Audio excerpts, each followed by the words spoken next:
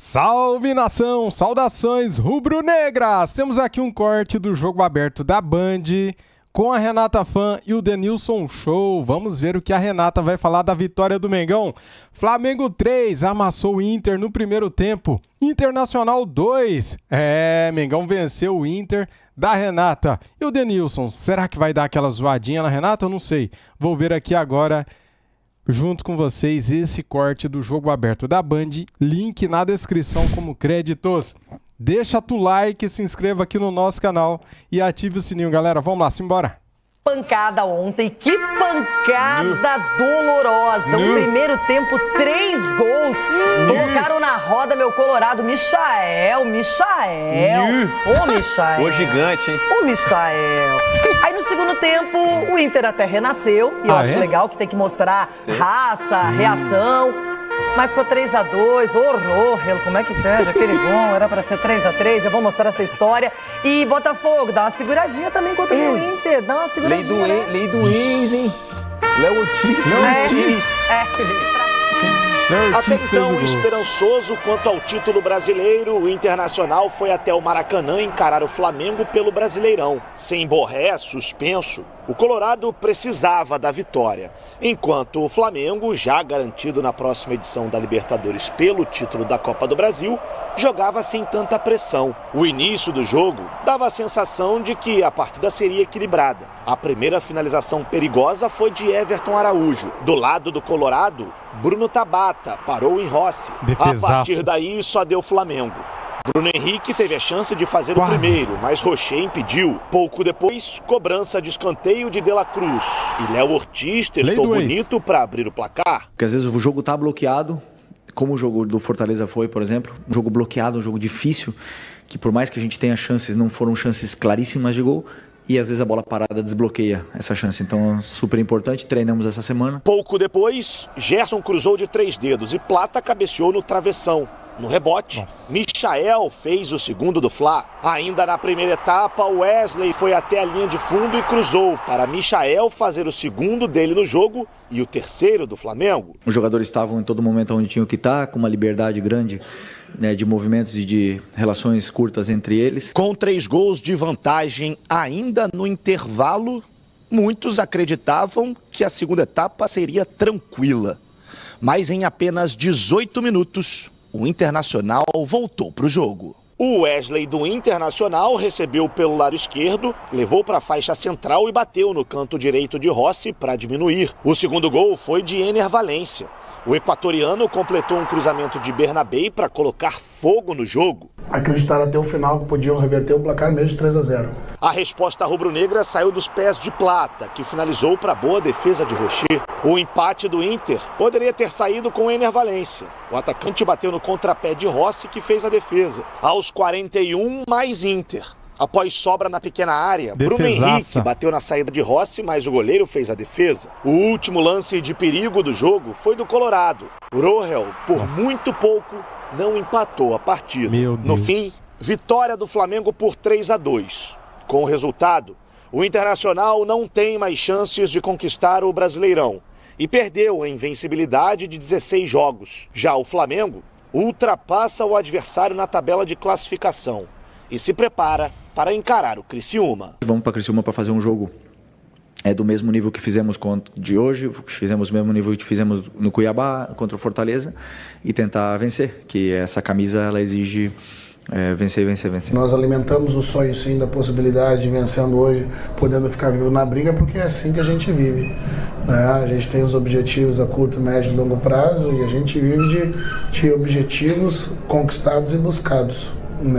A possibilidade de se encerrar hoje, mas foi um grande ano, temos ainda o desejo de colocar o clube na mais alta posição possível do campeonato. Não vou reclamar, não serei ingrata, não serei injusta, campanha acima do esperado, 16 jogos sem perder, felicidade e acima de tudo tranquilidade. E é o seguinte, fica a lição, tomar 3 gols, uma equipe tão concentrada, tão forte, tão preparada como o Inter está hoje, não é normal. Mas fez 2 no segundo tempo, poderia ter empatado, poderia ter tomado o 4º gol também. Agora fica a lição de que ninguém é invencível, que cada jogo é uma história. E o Flamengo, a coletiva do Felipe, ele deixou a letra.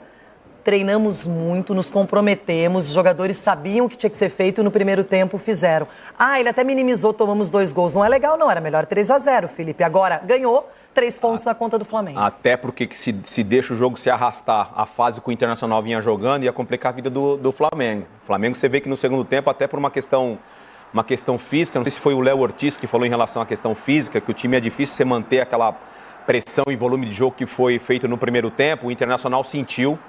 Internacional, assim, na minha opinião, irreconhecível pelo que o Internacional vinha fazendo nesses últimos 16 jogos, jogando bem, equilibrado, deu muita liberdade para o meio de campo do Flamengo jogar. O Gerson parecia que estava jogando um jogo do Zico de final de ano. Thiago Maia e Fernando não estavam bem, né? São jogadores importantes e não sustentaram. Uma liberdade, assim, que o Flamengo estava tendo no meio de campo, de construção, então merecidamente foi o resultado no primeiro tempo, e aí no segundo tempo o jogo ficou mais parecido com o que deveria ter sido 90%, ou assim, 100%, né, do que o Internacional vinha jogando aí nos últimos jogos. E para completar, aí o seu São Paulo foi a Porto Alegre. Do rival do Internacional, ontem perdeu depois de 16 jogos de invencibilidade, vitória do Flamengo, e temos personagens do jogo. Vamos lá. Então, feliz pelo primeiro tempo, foi um primeiro tempo perfeito. Perfeito. O nível de plano de jogo saiu à perfeição, tanto a nossa fase defensiva como a fase ofensiva. Os jogadores estavam em todo momento onde tinham que estar, com uma liberdade grande, né, de movimentos e de relações curtas entre eles. Os ataques ao espaço estavam acontecendo da maneira que planejamos e o plano de jogo saiu à perfeição. Eu acho que não invalida nada do que a gente fez até agora. Eu acho que é um grande ano. Nós alimentamos o sonho, sim, da possibilidade de vencendo hoje, podendo ficar vivo na briga, porque é assim que a gente vive. A gente tem os objetivos a curto, médio e longo prazo, e a gente vive de objetivos conquistados e buscados. A possibilidade se encerra hoje, mas foi um grande ano. Temos ainda o desejo de colocar o clube na mais alta posição possível do campeonato. Eu sei que antes da partida os ingressos, para o jogo do meio da semana já estavam bastante adiantados, e a gente espera a casa cheia, porque uma vitória vai ser importante dentro da nossa programação, para acabar um ano em alta como tá aparentando. Realmente, para acabar um ano em alta, o Internacional, obviamente, vai querer se apresentar bem, vencer a partida, mas na realidade é um jogo que não tem mais valor não tem mais importância de classificação de nada para o Internacional. Essa partida contra o Botafogo. Já não vai ser campeão, obviamente não vai ser rebaixado, já está na fase de grupos da Libertadores, acabou o campeonato para o Internacional. Mas ainda tem 2 jogos, um deles contra o Botafogo, André. E até o John Textor agradeceu, né? Porque tira a chance do Inter matematicamente, e lógico... Ele falou, eu amo o Flamengo. E assim, lógico, não vai mudar a seriedade que o Inter vai entrar em campo, mas uma coisa é você entrar em campo com chance de ser campeão, outra já com essa possibilidade matematicamente resolvida. Mas até quando o Inter caiu assim, mostrando coisas positivas, porque o jogo se encaminhava para um 3-0 de domínio total do Flamengo. O primeiro tempo foi um vareio. Foi um vareio, poderia ser pior ainda, e o Inter volta para o jogo nesse contexto. Então, assim, caiu a invencibilidade, lógico, quando você perde não é bom em nenhum cenário, mas mesmo assim a gente consegue ver coisas positivas mesmo na derrota do Inter, e acho que o trabalho é incontestável, não é? Esse jogo, o fim da invencibilidade, a possibilidade de título que vai mudar isso. Mas o Flamengo, que também já está com o ano resolvido, os dois vão para a Libertadores de forma direta, ganhou seu título da Copa do Brasil, continua mostrando muitas coisas positivas pelo que vem para 2025, né? O professor falou do Felipe Luiz ser a revelação dos técnicos, ele está aproveitando muito bem esse período pós-temporada do Flamengo, assim, esse restante ali, para fazer testes que a gente já falou de 3 zagueiros, ver dinâmicas que têm funcionado muito bem. E isso pode encurtar muita coisa num ano que vai ser tão puxado em 2025 em questão de calendário. O Tite, com menos do que o time do Felipe Luiz apresentou, começava um ano com cara de construção no Flamengo. Imagina esse time do Felipe Luiz, que joga do jeito que a torcida gosta. O primeiro tempo foi um vareio, sim, mas até o primeiro gol tinha jogo ali. O Inter estava equilibrando. Depois teve uma retomada em relação a isso. Não foi contra um adversário qualquer, né, gente? Sim. Foi contra o Flamengo. Eram 2 bichos grandes. Quebrou uma sequência enorme de invencibilidade do Inter, né? 16 jogos. Não é para qualquer um. Importante. Achei que no segundo tempo o Flamengo cansou. Porque correu muito no primeiro, muito calor. Correu demais. No segundo tempo ele foi baixando. E acho que o Felipe demorou a mexer no time. que a gente via que o Inter crescia no jogo, o Flamengo demorou, só foi fazer substituições mais para o final da partida, justamente para recompor ali, né? Coloca o Alcaraz no lugar do De La Cruz, depois o Fabrício Bruno no lugar do Del Pereira, para tentando ali segurar o time naquele ímpeto. Agora, essa vitória é um lance muito discutido, né? O segundo gol do Inter é um segundo gol em que há uma interferência direta, clara e óbvia do árbitro. Mas a regra diz que só pode parar o jogo se a bola bateu no árbitro. Então a regra precisa ser revista. Esse caso é um caso exemplar, porque o árbitro impediu que o jogador do Flamengo chegasse na bola. Aí o jogador do Inter pega a bola, começa o ataque que termina no segundo gol.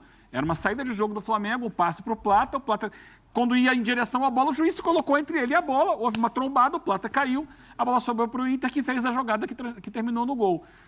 Se a regra diz que só deve parar se a bola bater no juiz, eu acho que ali devia ter, no mínimo, um bom senso do árbitro. Antes da jogada seguir, para aqui. Eu interferi no lance. Ele interferiu diretamente. Talvez não tivesse percebido com tanta clareza porque ele estava de costas, né? O jogador bate nas costas dele. Mas houve uma interferência no jogo, na disputa de jogo. E eu acho que talvez a FIFA, International Board e tal, possam pensar em dar uma olhada nesse tipo de lance. Porque, para mim, é uma interferência externa no jogo. A presença dele, mal posicionado, interferiu na saída de jogo do Flamengo e permitiu ao Inter construir a jogada que terminou no segundo gol dele. E isso botou uma pressão no jogo, né? Estava 3-1, foi para 3-2 e o Inter foi buscar um empate que acabou não acontecendo. Boa. Isso que eu ia falar, não mudou nada, Eugênio. Não mudou nada, mas pode mudar em outros jogos, em jogos decisivos, em jogos muito equilibrados. Mudou um pouco o jogo ontem, a pegada do jogo foi outra. Mas foi uma interferência do árbitro, mal posicionado, que atrapalhou o Flamengo. Teria que parar na hora. Se eu mudasse a regra, aí qualquer lance em que o árbitro se choque com o jogador tem que parar, independentemente de qualquer outra coisa. Como é? Quando toca a bola nele. Entendeu? Porque ele não foi intencional da parte do árbitro, só que ele estava mal posicionado e atrapalhou, interferiu diretamente na jogada. Flamengo e Inter, Eugênio, terminam a temporada e já começam a projetar um 2025 com otimismo, né? Sim, os dois terminam, né, com uma cara, o Inter com o Roger Machado, né, e toda a comissão técnica que chegou. Eu sempre falo do D'Alessandro, porque a chegada dele também acho que influenciou. Tem outros que estão lá. O Inter dá uma arrancada muito boa no segundo turno fantástico. Então ele vai para a Libertadores com uma cara legal, de olhar para a Libertadores, para a temporada do ano que vem, mais forte do que começou essa. É claro que vai buscar, como todo mundo tem que buscar reforços, não tem jeito. Mas já tem uma base. Por exemplo, o importante é a manutenção, por exemplo, do Bernabéi. Né? Como é que vai ser? Melhores laterais do segundo turno do brasileiro. Jogando demais. E o Flamengo a mesma coisa, com o Felipe Luiz tem uma perspectiva muito boa, a saber como o Flamengo vai lidar com a saída do Gabigol, se vai contratar um jogador do nível dele, porque o Pedro só deve voltar no meio do ano. Aqui o Botafogo, ó, campeão. Que mané Botafogo, que rapaz! Muito bem, e a 37ª rodada do Brasileirão começa amanhã, às 8 da noite, tem Corinthians e Bahia na casa do Corinthians. Vou trazer aqui também os outros jogos. Quarta-feira tem Vasco e Galinho! O Galinho, rapaz, que tá fora da Libertadores do ano que vem. Jogo às 7 da noite. No Barradão tem Vitória e Grêmio às 8 da noite também na quarta-feira. No Morumbis tem São Paulo e Juventude. Lá no Heriberto Russi tem Criciúma e Flamengo às 8 da noite. No Beira-Rio tem Internacional e Botafogo às 9h30 da noite. Cruzeiro e Palmeiras e também Atlético Goianiense e Fortaleza. Já na quinta-feira tem Fluminense e Cuiabá e Atlético Paranaense e Bragantino às 8 da noite. Os dois jogos de quinta-feira, tá bom, galera? Classificação na tela, Mengão é o terceiro colocado. Galera, já estamos na Libertadores do ano que vem garantido, somos campeões da Copa do Brasil. E é isso, cara, o que o Flamengo poderia fazer, né? Tá fazendo. O Felipe Luiz está fazendo um ótimo trabalho, tá fazendo milagres, né? Porque, veja bem, cara, o Tite tinha um elenco completo na mão e não conseguia fazer esse time jogar tão bem igual está jogando agora. E o Felipe Luiz, com o time destroçado, sem o Pedro, melhor jogador do Brasil até o momento que ele se lesionou, né? Sem o Everton Cebolinha, sem o Luiz Araújo, sem o Matias Vinha. Cara, olha só o que ele conseguiu fazer com o Flamengo em tão pouco tempo, sem tempo para treinar. ganhou a Copa do Brasil jogando bem e está jogando bem agora no Campeonato Brasileiro. O Internacional não perdia há 16 jogos e ele foi lá e fez um amasso no Inter no primeiro tempo, né? Então, a gente tem que aplaudir muito o Felipe Luiz, que vem fazendo um ótimo trabalho. Valeu, muito obrigado a todos. Deixa o like, se inscreva aqui no canal e ative o sininho. Saudações rubro-negras. Fui!